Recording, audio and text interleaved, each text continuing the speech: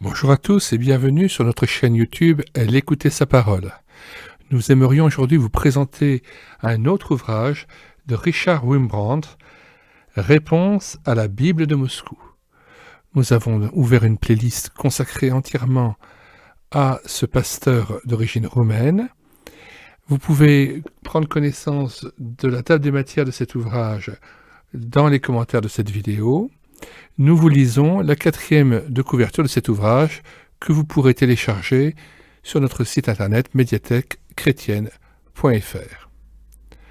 Partout où les hommes savent écrire, ils possèdent un livre saint. Bible, Coran, Védas. Le monde communiste, lui aussi, a sa Bible. Elle s'appelle le Manuel de l'athée, publié pour la première fois à Moscou en 1961. Cette somme des croyances athéistiques, rédigée par une équipe de spécialistes, a été traduite en diverses langues et largement diffusée dans les pays socialistes. Son but premier vise à démontrer qu'il n'y a pas de Dieu.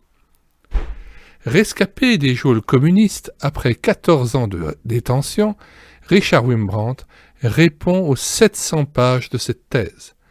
Après avoir fait un bout de chemin avec ses amis athées, il réfute courtoisement leurs affirmations l'une après l'autre. Dieu existe. La vie éternelle nous est préparée dans l'au-delà.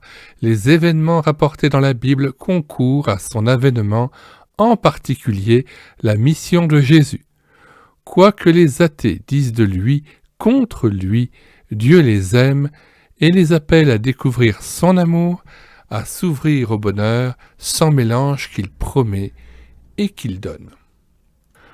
Ouvrage publié en France en 1978, Apostolat des éditions, édition Pauline.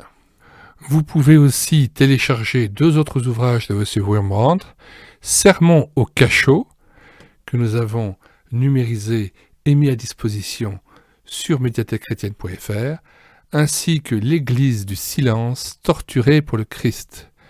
Ce pasteur protestant, M. Wurmbrand, a été en effet torturé dans les geôles communistes roumaines et a même pu amener à Christ et à la foi ses propres bourreaux. Son témoignage a eu une répercussion mondiale par tous les livres qu'il a pu écrire et que nous continuerons à mettre à numériser et à mettre dans notre site internet médiathèque-chrétienne.fr. Nous avons aussi numérisé l'ouvrage de son épouse, Sabina Wurmbrand, qui s'appelle La femme du pasteur. Nous vous disons au revoir à tous et à bientôt.